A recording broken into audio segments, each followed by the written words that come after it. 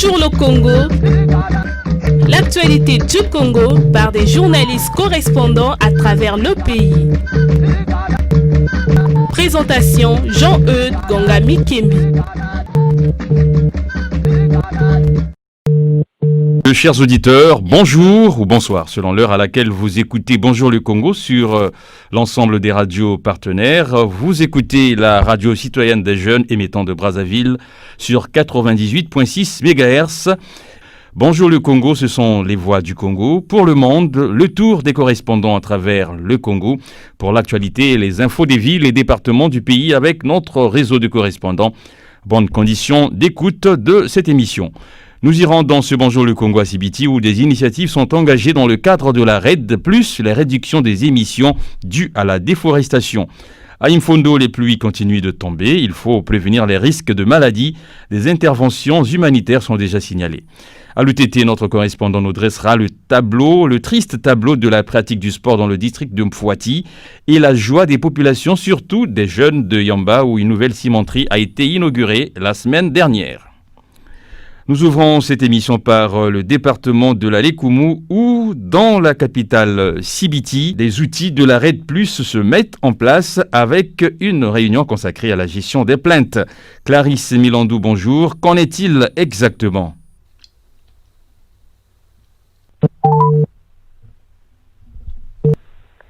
La réunion sur la RED Plus a été organisée à Sibiti au cours d'un atelier qui s'est tenu du 21 au 23 novembre 2017 dans la salle des conférences de l'hôtel de la préfecture à Sibiti. L'atelier de consultation des parties prenantes du département de la Lékoumou en vue de l'amélioration du draft zéro du mécanisme de gestion des plaintes NGP à vocation nationale lié au processus RED Plus. Sous la conduite du conseiller économique, président du CODEPA RED Plus Lékoumou, Edouard Kombo, représentant monsieur le préfet de la Lékoumou, assisté du chef de la cellule juridique de la coordination nationale RED Plus, Arnaud Kiesé Kibinda. Cet atelier a regroupé une centaine de participants venant des plateformes suivantes: la puissance publique, les élus locaux, sages et présidents des quartiers, la société civile, ONG et associations, les populations autochtones. L'organisateur de cette atelier est la coordination nationale RED Plus. Quelles ont été les grandes articulations de cette réunion, Clarisse, et quelles en sont les conclusions ? Les grandes conclusions de cet atelier, c'est que les parties prenantes étaient divisées en 4 groupes. Premier groupe, puissance publique. Deuxième groupe, société civile et secteur privé. Groupe 3, élus locaux, sages, présidents des quartiers, délégués du conseil. Groupe 4, populations autochtones. Les travaux en groupe ont fait l'objet des échanges et des contributions. Les résultats des travaux sont consignés dans les rapports. Ils contiennent les observations de forme et de fond qui seront prises en compte pour amender le draft zéro du mécanisme de gestion des plaintes NGP.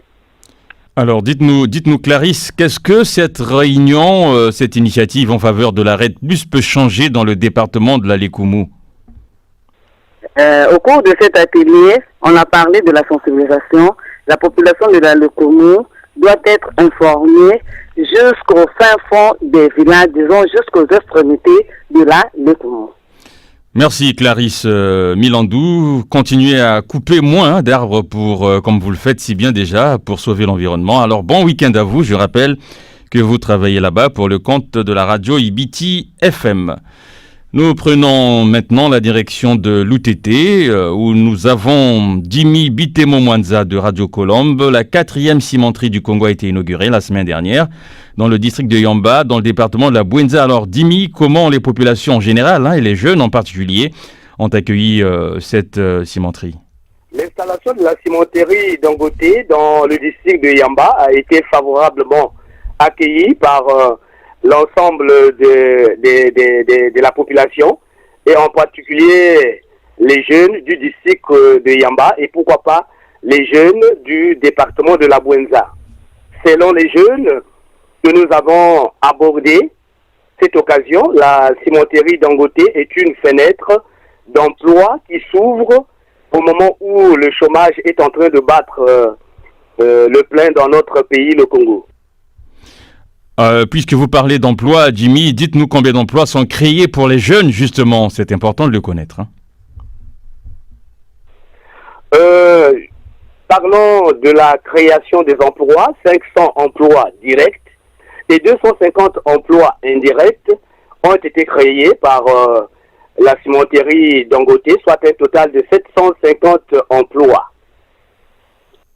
Venons-en maintenant à la production. Quelle sera la production de l'usine? Du point de vue de la production de l'usine, on regarde naturellement des éléments techniques que nous avions pu glaner sur place. La cimenterie Dangote produira 1,5 million de tonnes par an. Cette cimenterie, disais-je, qui s'ajoute sur la chaîne de l'industrie congolaise, a été financée à hauteur de 300 millions de dollars.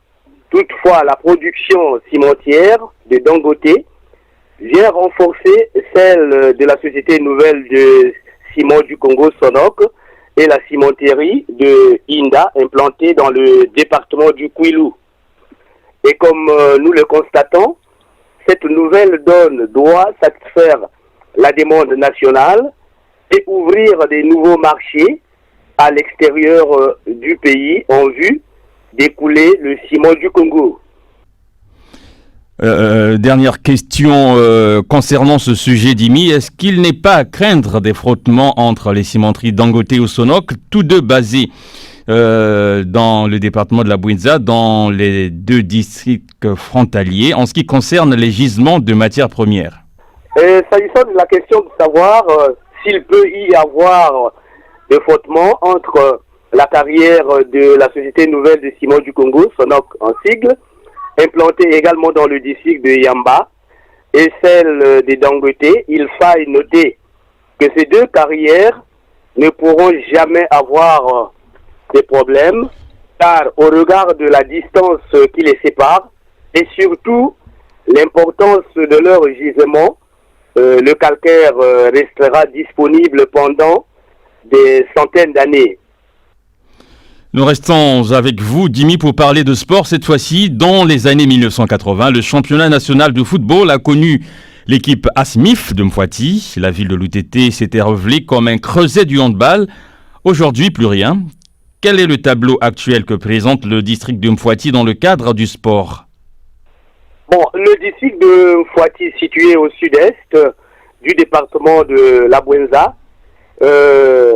compte parmi les grandes localités qui ont marqué la belle époque du sport de notre pays, le Congo.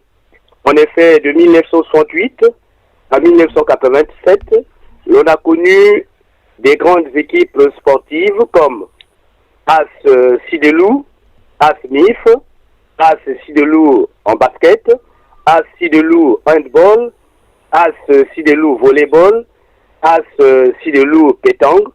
Et dans les quartiers de l'UTT, l'on pouvait citer les équipes de Moanafoot également qui ont marqué la bonne époque, comme Plume d'Or, FC Mukanda, AS Titan, AS Brésil, US Maki, AS Kin, 12 Frères, Kotoko de Matadi, TPK, Inkumbatanga, Elite. Et toutes ces équipes faisaient non seulement la fierté du district de Mfouati, mais aussi l'ensemble du territoire national. Car dans ces différentes équipes, nous avions eu des grands joueurs ou encore mieux, des grands sportifs de renommée nationale et même internationale comme Zuzi Mopelo, Foutou Madila, Kinzozi Nouni, Ibelo Suman Jordan, Tika Martin, Mabou Dieudonné et autres. Signalons que ce haut niveau sportif était atteint grâce à la bénédiction et la volonté des responsables des entreprises sidérurgie de l'époque et Sonamif.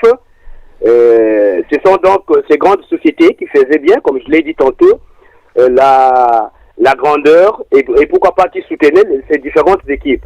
Or, de nos jours, le district de Fouati a perdu ses lettres de noblesse en matière des sports, faute de la mauvaise volonté des responsables qui gèrent les deux grandes sociétés, sinon les deux grandes entreprises, Sonoc et Soremi. Le sport qui, par essence, unit les peuples est quasiment, aujourd'hui, inexistant dans le district de Fouati. Et comme pour tenter de sauver la tête, seules les disciplines de basketball et handball forgent le chemin du succès avec toutes les difficultés. Comme vous le constatez, il faille donc relancer le sport dans le district de Fouati où sommeillent plusieurs talents sportifs. Alors, est-ce qu'il n'y aurait pas quelques individualités qui Il n'y a aucune ambition. Est-ce qu'il n'y aurait pas quelques individualités qui essayent de raviver la flamme en prenant en charge quelques petites équipes de football, par exemple? Il n'y a aucune ambition, il n'y a aucune initiative qui est prise dans ce sens. En tout cas, tout, comme qui dirait, tout est en berne. Et donc, il faut trouver d'autres formules pour relancer le sport dans l'ensemble du district de Fouati. Et que font alors les jeunes pétris de talent dans le football ou dans d'autres sports, puisque Fouati ne leur offre aucune perspective? Qu'est-ce qu'ils font? Mais pour la plupart, vous allez constater que c'est des élèves, et même ceux qui ne sont pas élèves, ils se débrouillent justement à jouer dans les quartiers, à la sauvette, comme tu dirais. Mais il n'y a pas un encadrement tel que l'on pense. Merci bien, Jimmy, de votre participation à ce Bonjour le Congo. Passez un bon week-end à l'UTT. Je rappelle que vous travaillez là-bas pour le compte de la radio Colombe. Nous voici à présent au nord du pays, dans la ville d'Imfondo, qui continue à être arrosée par d'abondantes pluies avec leur lot de conséquences socialement parlant. Inondations par-ci, sans-abri par-là. Dites-nous alors, Serge Botonga, si des cas de maladies ont déjà été signalés, des maladies bien entendu dues à la saleté dans la ville. Alors, Jean-Eudes, ce n'est pas encore quelques cas de maladie, mais déjà on peut craindre les maladies qui arrivent. Aussi, les députés du Fondo, commune et district, Alain Moka et Virginie Efrazi Dolama, premier questeur de l'Assemblée nationale, viennent donc de passer un séjour de 4 jours à Ifondo. Un séjour marqué du signe de solidarité avec les victimes des pluies qui continuent de s'abattre à Ifondo. Le séjour des élus du peuple n'a pas été du tout repos, car dès leur descente d'avion, Alain Moka et Virginie Efrazi Dolama ont enfilé les bottes en compagnie du vice-président du conseil municipal, adjoint au maire, Jean-Faustin Efototo, sont descendus donc dans les zones les plus touchées par ce déluge, à savoir quartier Angola Libre, secteur ACI, quartier Tolingana, quartier Mungungi, pour Ifondo commune, et l'axe d'Anganya à Brousse sur la route de Pena au sud-est d'Ifondo. Jean-Aude, j'ai dit visite de solidarité parce que les députés Alain Moka et Virginie Efrazi Dolama ont lié compassion et action pour parer au plus pressant, à savoir la crainte des épidémies qui pourraient surgir quand les eaux vont se retirer. Le plus à craindre, c'est l'apparition de maladies du péril fécal, conséquence de la remontée des contenus de WC et des eaux pourries qui dégagent déjà une odeur très très insupportable, ainsi que le pullulement des moustiques. Aujourd'hui, dès 17h, on ne peut pas accéder à ces quartiers parce que les moustiques pullulent d'une drôle de façon. Et les piqûres démangent également d'une autre façon, plus de 15 minutes de démangeaison lorsque vous subissez une piqûre de moustique. Deux forages situés à la limite du quartier le plus touché, à savoir donc le quartier ACI, ont été donc renforcés en capacité afin de fournir 8000 litres d'eau par jour aux populations sinistrées. Un forage à Gangania a été également été renforcé pour fournir 4 000 litres d'eau par jour. Donc au total, 12 000 litres d'eau par jour seront donc fournis aux populations sinistrées. Serge, il y a aussi le problème de l'école qui se pose aujourd'hui en termes de paiement par les parents d'élèves des émoluments des enseignants prestataires. Il y a eu donc la prise en charge des frais des prestataires des écoles primaires Omar Bongo A et B à hauteur de 600 000 francs par mois pendant 3 mois pour venir en aide aux parents qui couraient déjà le risque de voir leur progéniture exclue des cours au moment où leur source de revenus, c'est-à-dire les champs, ont été également détruits par les eaux. Un ouf de soulagement pour des parents qui ne savent plus à quel fait se vouer, tant le ciel n'observe aucune trêve. Mais au-delà de ce geste des députés Jean-Eudes, le chef du centre de l'hygiène publique, M. Guillaume Mantoukou, recommande aux populations sinistrées d'observer rigoureusement les règles d'hygiène corporelle, alimentaire et environnementale afin de prévenir des maladies qui pourront être surgir. Il semble, Serge, que vous êtes encore loin du répit des pluies à Imfondo. En tout cas, il continue de pleuvoir Jean-Eudes. Déjà, je suis en train de dire que la nuit d'hier à aujourd'hui, nous sommes réveillés sur une pluie déjà. Et avant-hier, il y avait une pluie. L'autre jour, il y avait également une pluie. Donc, vraiment, le ciel n'a aucune trêve ici à Imfondo. Merci Serge Botonga, correspondant de Bonjour le Congo à Imfondo. Vous travaillez pour Radio Moka. La note de culture générale de cette émission, c'est du sport. Le Congo a remporté 4 compétitions majeures de la discipline déjà. Le tournoi des Jeux africains, des premiers Jeux africains en 1965, la Coupe d'Afrique des Nations en 1972, la Coupe d'Afrique des clubs champions en 1974 par le club Kara et la Coupe de la CAF en 2012 par l'AC Léopard. 3 de ces titres ont été gagnés aux dépens des Maliens. En 1965, le Congo avait battu le Mali en finale du tournoi de football des premiers Jeux africains, 7 corners à 2. Le règlement de l'époque accordait la victoire à l'équipe qui totalisait plus de corners en cas d'égalité. En 1972, les Maliens tombèrent encore devant les Congolais en finale de la Coupe d'Afrique des Nations à Yaoundé, 3-2. Et en 2012, AC Léopard battait le Djoliba du Mali 2-1 à Dolisie.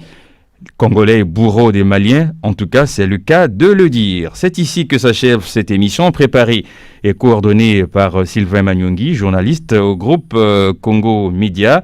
La réalisation technique était assurée par Neftali Ibenga, webmaster Poncien Kaya Goma, responsable de la production à RCJ Darniche Le Yarga. Vous pouvez réécouter ce programme sur le site www.groupecongomedia.com dans la rubrique production audiovisuel, cliquez sur l'onglet production radio, diffusion assurée aussi par nos radios partenaires. 2 numéros de téléphone pour nous contacter, le 06 512 54 97 et le 05 340 79 43. Si vous êtes à l'étranger, vous devez taper d'abord 00 242. Si vous voulez nous écrire, une adresse mail, contact@groupecongomedia avec un s.com. Merci de votre aimable attention. À la semaine prochaine pour un nouveau numéro, en tout cas tous les vendredis 9h30 sur la radio citoyenne des jeunes 98.6 MHz. Rediffusion lundi 9h30. Au revoir. C'était Bonjour le Congo. L'actualité du Congo par des journalistes correspondants à travers le pays. Présentation Jean-Eudes Gongami Kembi.